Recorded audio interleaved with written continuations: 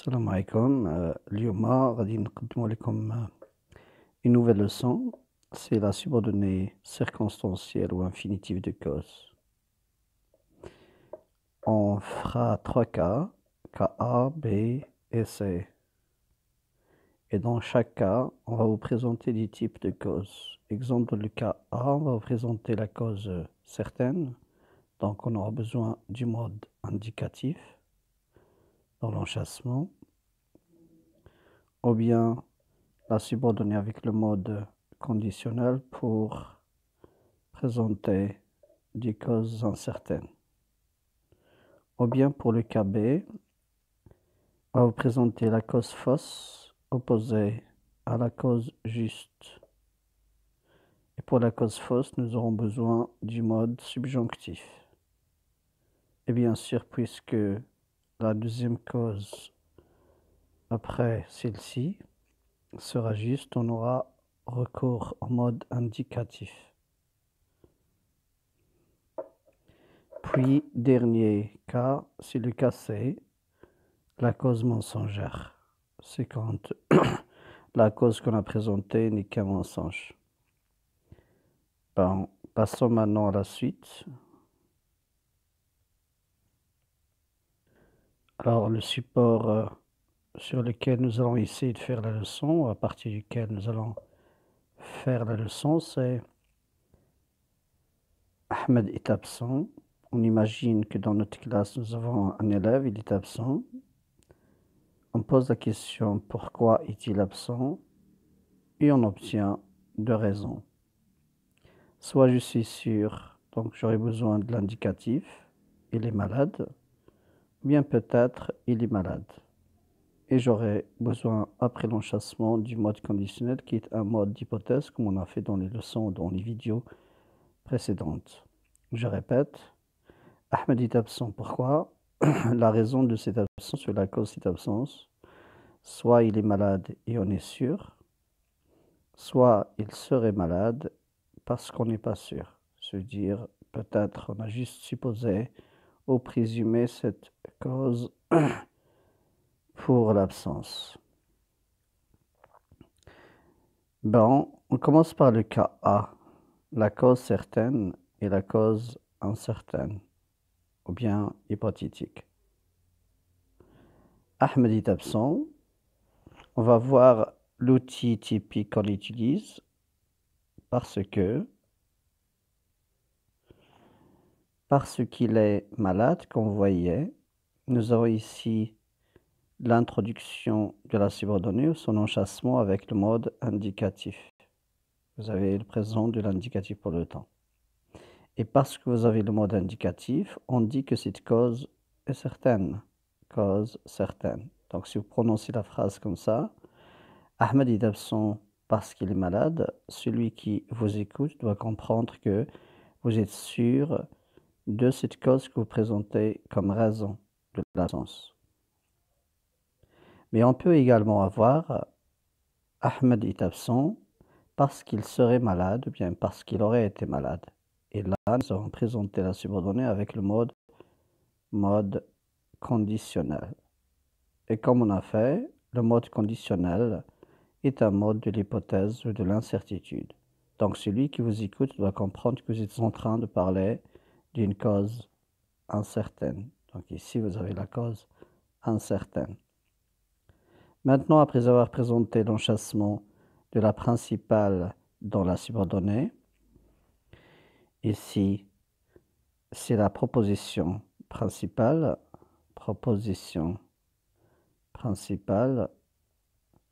suivie de la deuxième proposition qui est une proposition subordonnée circonstancielle de cause. On l'appelle proposition parce qu'il contient un verbe. Le voici serait ou est. Subordonnée parce qu'il est introduite par un subordonnant parce que.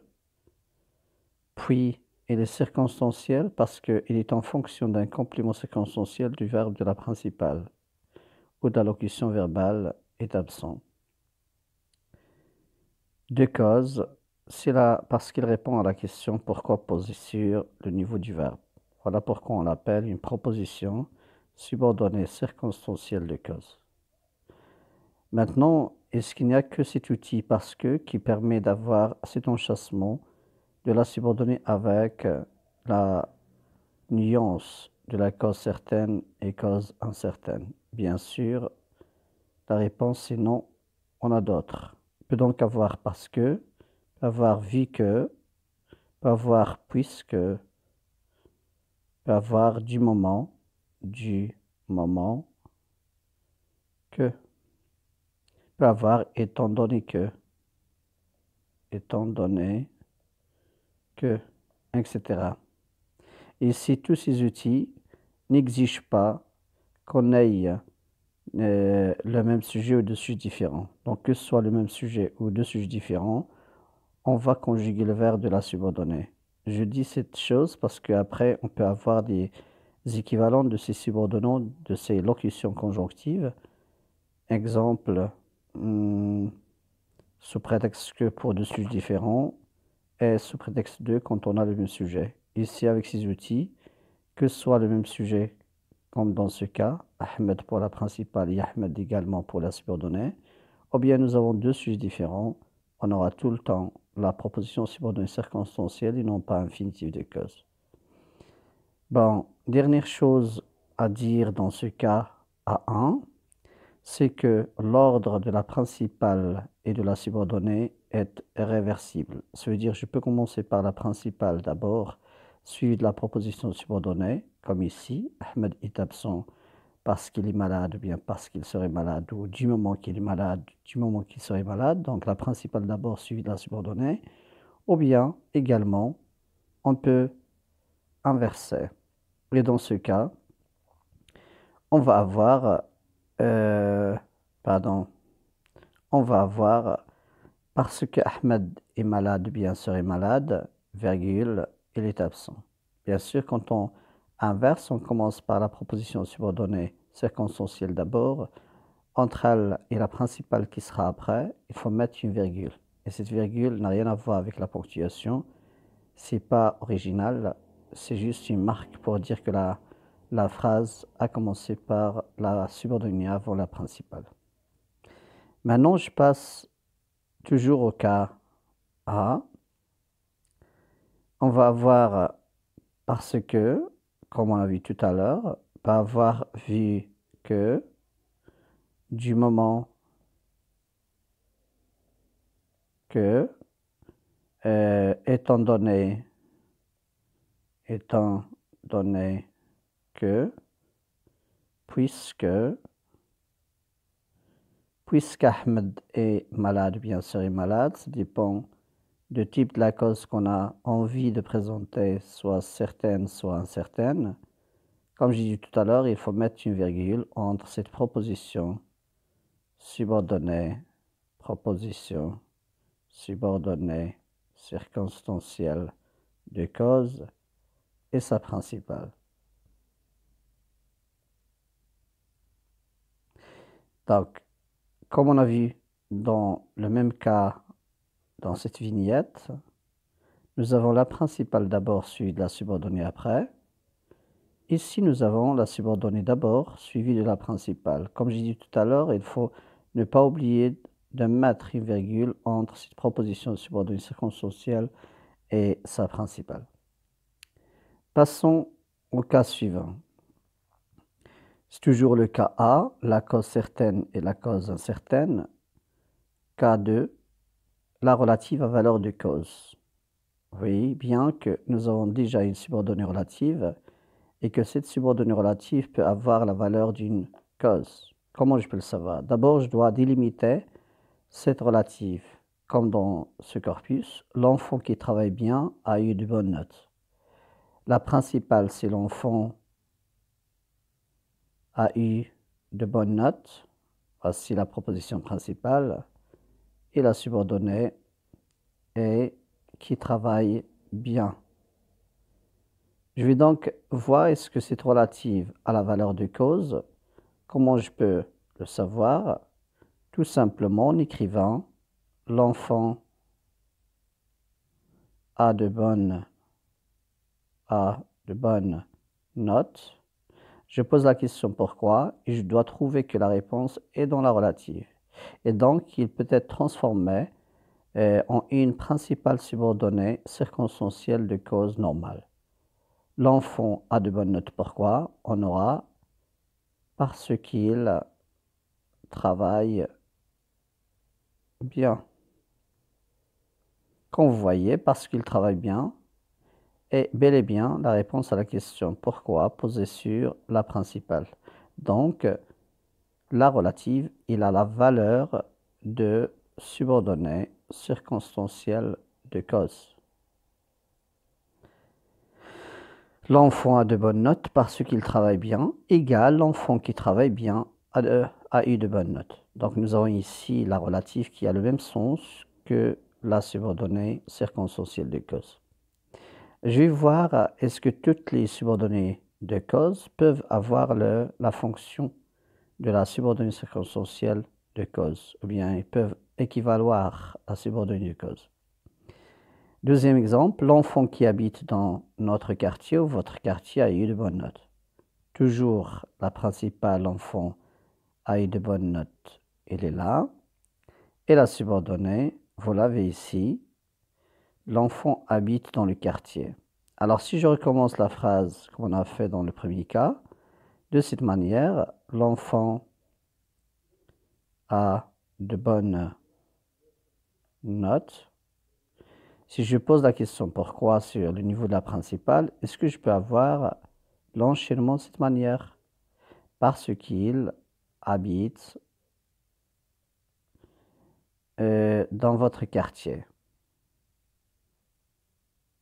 Comme vous voyez, la deuxième partie de la phrase ne peut pas être une réponse de la question pourquoi posée sur la principale.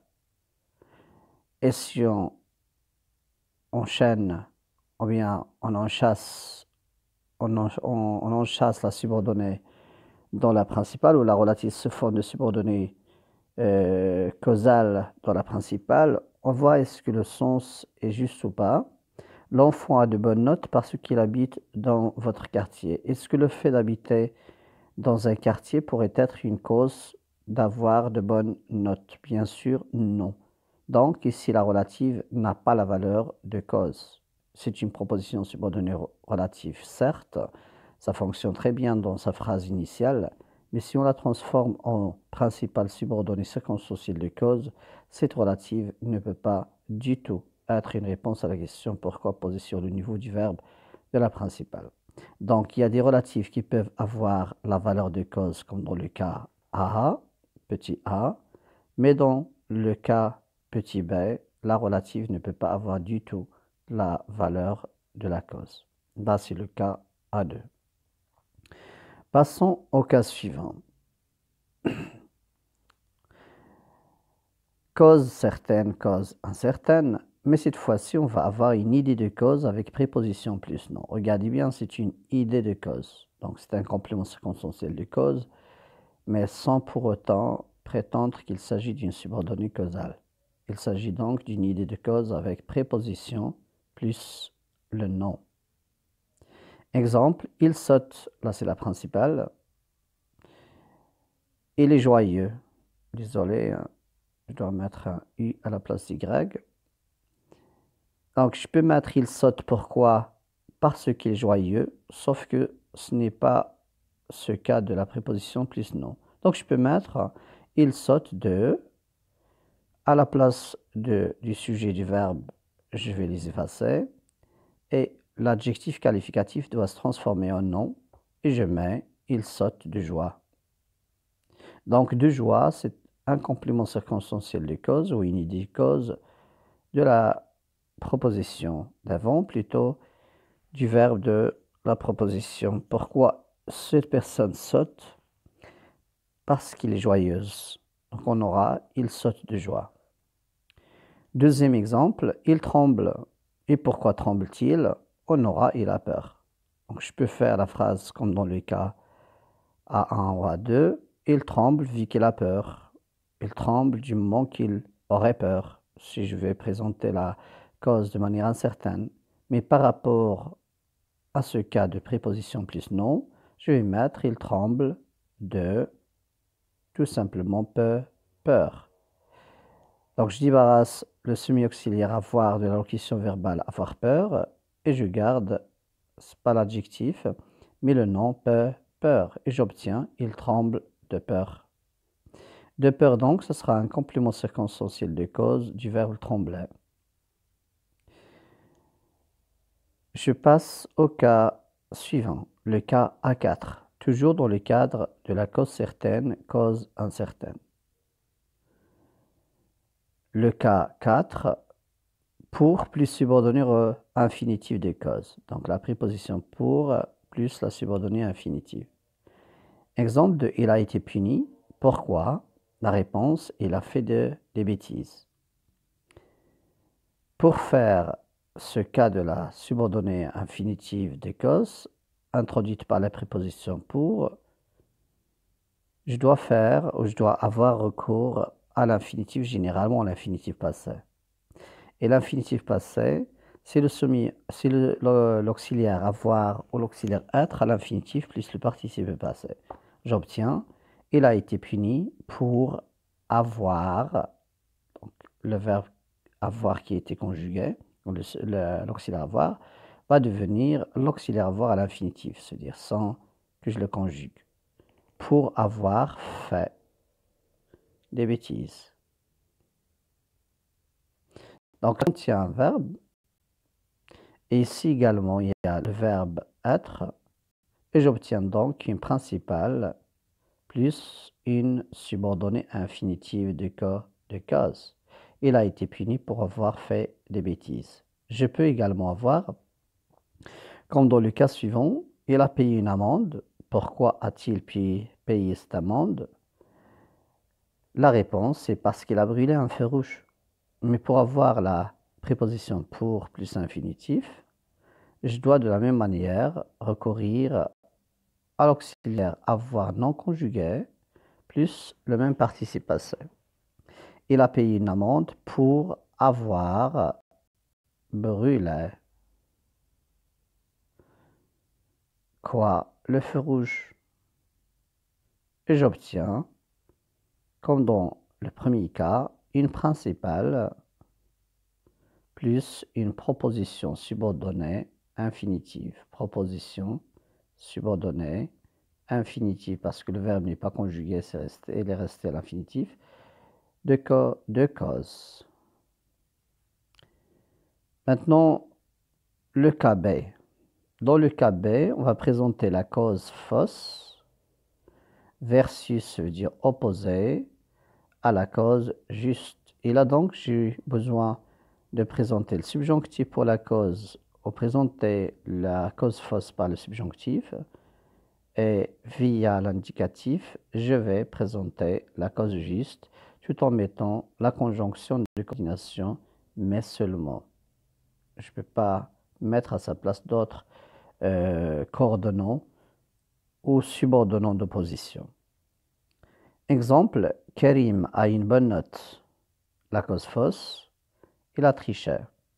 Donc je peux nier le fait qu'il ait triché. Puis je vais mettre mais, donc je vais l'opposer à quoi? À la cause juste qu'il y a, ou qui est, il a bien révisé. Karim a une bonne note. Les outils qui vont me permettre l'enchassement, c'est non pas que, ou bien ce n'est pas que. Et j'obtiens ma phrase. Karim a une bonne note, non qu'il ait triché. J'ai ici le subjonctif passé. Puis mais, et j'obtiens la cause juste, donc il a besoin d'un mode à l'indicatif ou le mode indicatif. Il a bien révisé, plus indicatif. Je reprends, Karim a une bonne note, non pas qu'il ait triché, mais il a bien révisé. Ou bien, ce n'est pas qu'il ait triché, mais il a bien révisé. Je reviens à la présentation, la délimitation des propositions dans cette phrase complexe. Karim a une bonne note, c'est une principale. Puis, à partir de l'outil d'enchâssement ou des outils d'enchâssement de négation, j'ai la position subordonnée circonstancielle de cause. Sauf que dans ce cas, avec ces deux outils de négation, j'ai à l'intérieur de cette subordonnée deux autres qui sont coordonnées. Voici la proposition 1. Voici la deuxième proposition 2. Et entre les deux, vous avez un outil de coordination. Donc, vous avez deux autres propositions à l'intérieur de la subordonnée qui sont deux propositions qui sont coordonnées dans un contexte opposé. Une observation très importante à signaler, c'est je dois me demander est-ce que je peux inverser les deux propositions? Est-ce que l'ordre des deux est réversible? Est-ce que je peux dire par exemple non pas que Ahmed ait triché, mais il a bien révisé, virgule, Karim a de bonnes notes. Donc, c'est pas possible. On aura donc une flèche avec une seule tête pour dire que dans cette phrase complexe, ce genre de phrase complexe de principal suivi de la proposition causale, on ne peut pas inverser l'ordre des deux. On doit donc commencer toujours par la principale suivie de la subordonnée. Puis, je dois d'abord dire une idée. Je dois aussi me poser la question, est-ce que je peux m'arrêter ici? C'est-à-dire sans allonger la phrase complexe en trois propositions, principale plus subordonnée contenant deux autres coordonnées. Est-ce que je peux m'arrêter par exemple ici? Est-ce que je peux dire Karim a une bonne note, non pas qu'il ait triché, puis je m'arrête? Est-ce que la phrase aura un sens? Alors si vous relisez et vous y cogitez, c'est-à-dire vous y pensez, vous allez trouver que ce sera impossible de m'arrêter ici. Il faut donc continuer par l'opposition, puis la deuxième proposition qui présente la cause qui est juste. Le cas C, c'est le dernier cas dans cette leçon. Vous avez cette fois-ci la cause mensongère. L'exemple, Karim était absent hier.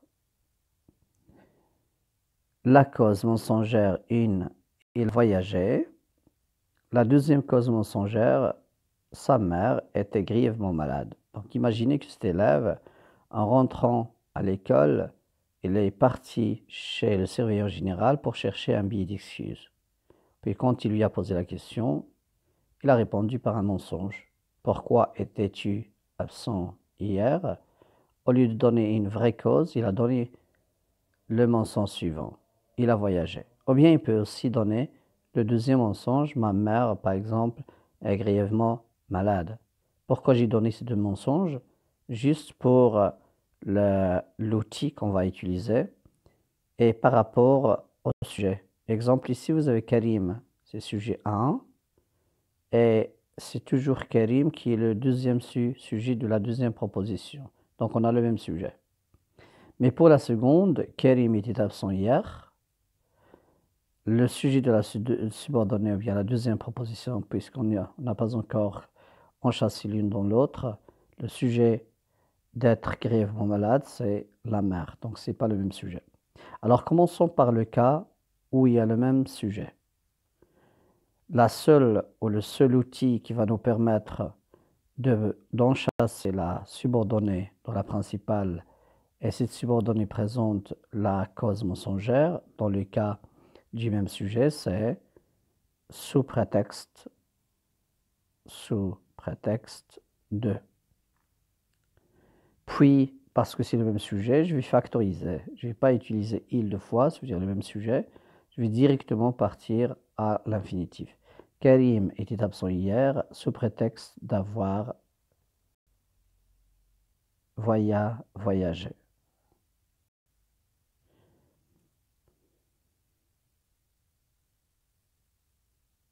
Ou bien sous prétexte de voyager. Convoyer, sous prétexte de, c'est un outil qu'on utilise dans la subordination quand il s'agit du même sujet. Donc, vous avez sous prétexte de, la préposition sera directement en contact avec le verbe après avoir effacé le sujet, et ce verbe donc doit se mettre à l'infinitif. Là, c'est le premier cas. Prenons le cas suivant où nous avons Kerim est absent hier, puis le mensonge présenté comme cause, sa mère était grièvement malade. J'obtiens l'équivalent du subordonnant de tout à l'heure, sous prétexte que son équivalent, quand il s'agit de deux sujets différents, c'est sous prétexte, à la place de deux, je mets que. Et bien sûr, je dois obligatoirement conjuguer cette fois-ci. Kerim était absent sous prétexte que sa mère était grièvement malade. Bien sûr, vous avez l'indicatif ici. Kerim était absent hier sous prétexte que sa mère était malade. Ce sera la fin de notre leçon. Attention aux outils qu'on vient de faire. Chaque outil exige de vous un emploi très particulier. Suivez les cas que je viens de vous expliquer. J'espère que cette leçon vous a plu. On fera la seconde partie pour répondre aux exercices relatifs à la cause et à ses différentes nuances. Merci beaucoup.